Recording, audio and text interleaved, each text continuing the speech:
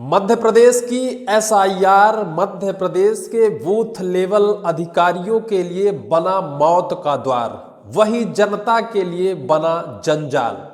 आखिर एसआईआर है क्या?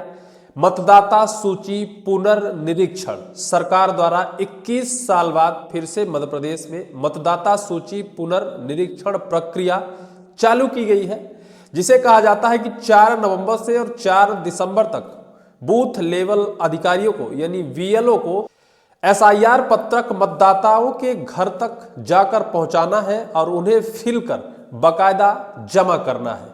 लेकिन यह अब कैसे बूथ लेवल अधिकारियों के मौत का द्वार बनता जा रहा है? मध्य प्रदेश से कई ऐसी खबरें आई हैं जहां वीएलओ की तबीयत खराब हुई है, कुछ वीएलओ ने तो अपनी जान गंवा दी है और कुछ वीएलओ मध्य प्रदेश से गायब हो गए हैं, जिनका सुराग नहीं मिल रहा है, जिनका गुमशुदगी की रिपोर्ट दर्ज करानी पड़ रही है। वजह क्या है ये भी हम बताएंगे। लेकिन एसआईआर को लेकर हमने एक दिन पहले एक खबर बनाई थी जिसमें लिखा था मध्य प्रदेश में एसआईआर के नाम से बड़ा कांड हुआ, बहुत लोगों को हटाने की बड़ी साजिश। इसका क्या आखिर मतलब रहा? और उसके साथ साथ आज जो खबर मैं बता रहा हूं, जहां बीएलओ के मौत का द्वार बन गया है एसआईआर प्रक्रिया, उससे आखिर क्या नाता है? दरअसल मध्य प्रदेश में एसआईआर प्रक्रिया के तहत मतदाता सूची पुनर्निरीक्षण प्रक्रिया शुरू की गई है, जिसके तहत उन मतदाताओं का नाम हटाया जाना है जो फर्जी तरीके से जिनका नाम जुड़ा है, जो शायद है नहीं या फिर हैं तो कहीं और से मतदान करते हैं, या फिर उनकी मृत्यु हो गई है, या फिर एक मतदाता की 2, 4, 6 नाम है, उनका नाम हटाए जाने की प्रक्रिया शुरू है।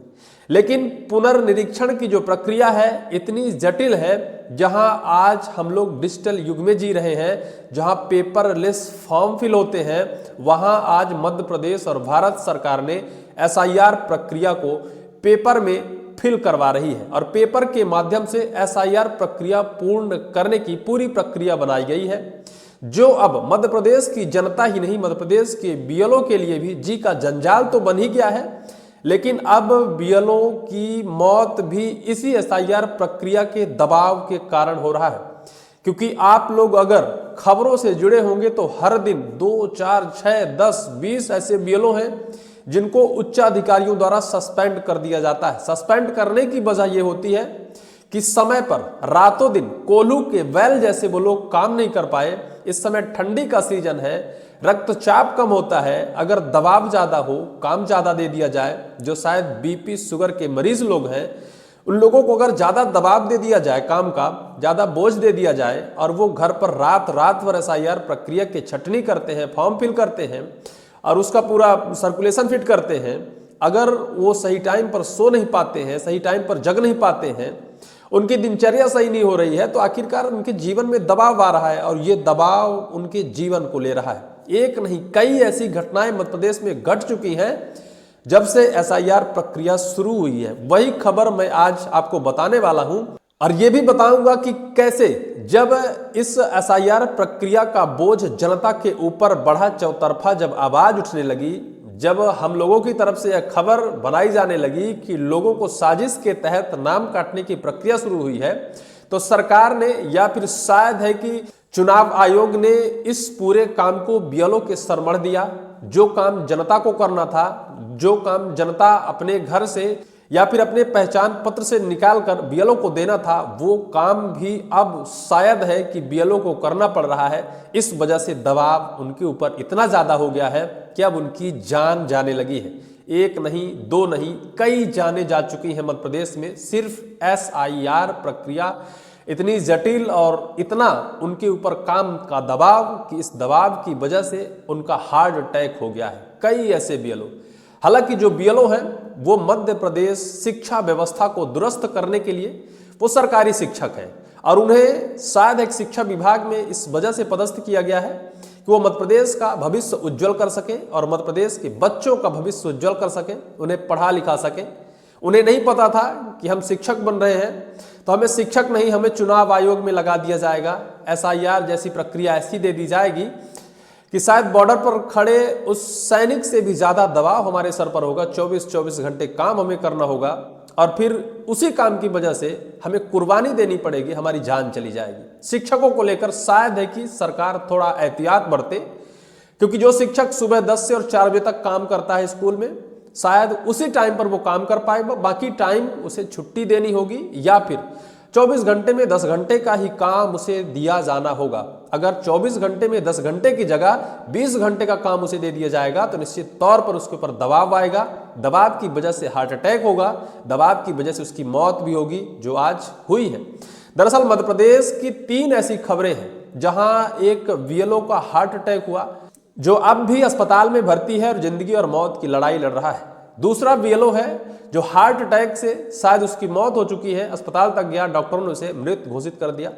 तीसरा मध्य प्रदेश की एक और घटना है जिसमें एक बीएलओ लापता है, क्योंकि काम का इतना ज्यादा दबाव उसके ऊपर था कि वो काम ना कर वो गायब हो गया है और उसकी पत्नी ने गुमशुदगी की रिपोर्ट थाने में दर्ज कराई है। दरअसल अभी तक मैं एक खबर बताया था जिसमें मैं बताया था कि जनता को एक काम दिया गया है कि 2003 और 2004 का जो पुनर्निरीक्षण मतदाता सूची है, उस मतदाता सूची से अपना भाग क्रमांक, सरल क्रमांक और जो भी हमारा बूथ नंबर है वो सब ढूंढकर हमें बीएलओ को देना है, ताकि वो हमारा 2025-26 में सत्यापन कर सके। लेकिन इसका दबाव इस वजह से बढ़ा कि कुछ जानकार लोग थे जिनके पास मतदाता सूची ऑनलाइन उपलब्ध है तो वो निकाल लेते थे, लेकिन कुछ गरीब यानी 70% से ज्यादा ऐसे लोग हैं जो ना तो डिजिटल युग से जुड़े हैं, ना ऑनलाइन जानते हैं, ना वो सूची निकाल पाते हैं, ना उनका मतदाता सूची है, ना वो 1-3-5 पढ़ पाते हैं।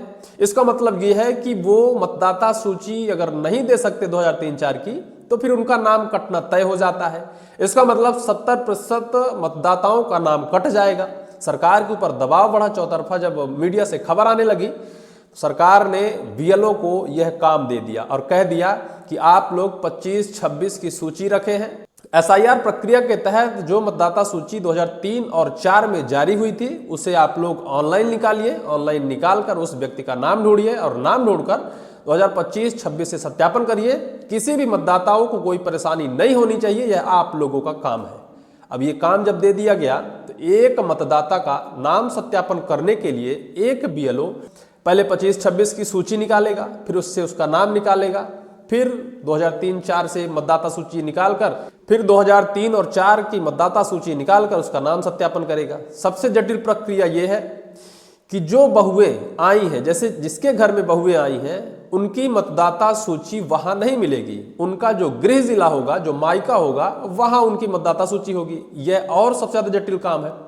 और जो 2003 और 4 के बाद शादी ब्याह हुआ है उन लोगों को अपने मायके की मतदाता सूची लाकर बीएलओ को देनी है, लेकिन जो लोग नहीं दे पाते हैं वो काम भी बीएलओ को करना है। इस वजह से दबाव इतना ज्यादा हुआ कि बीएलओ अपनी जान गंवा रहे हैं। आपको 3 घटना हम बताते हैं और उन 3 घटनाओं को आप समझिएगा कैसे मध्य प्रदेश में बीएलओ को कोल्हू का बैल बना दिया गया है और कैसे इस कोल्हू के बैल की तरह काम करते करते वो अपनी कुर्बानी दे दी है। पहला मामला है, शनिवार को मतदाता सूची पुनर्निरीक्षण कार्य के दौरान एक बीएलओ को हार्ट अटैक आ गया। बीएलओ मुकेश फेजवाल को गंभीर हालत में उज्जैन रेफर किया गया, जहां निजी अस्पताल में उनका इलाज चल रहा है। बीएलओ फेजवाल पिछले कई दिनों से लगातार फील्ड में एसआईआर संबंधी कार्य में व्यस्त थे। यह भी जानकारी मिली है कि कुछ दिन पहले उन्हें कारण बताओ नोटिस जारी किया गया था। इस घटना से निर्वाचन कार्य के दौरान फील्ड स्टाफ पर संभावित कार्य दबाव का मुद्दा सामने आया है।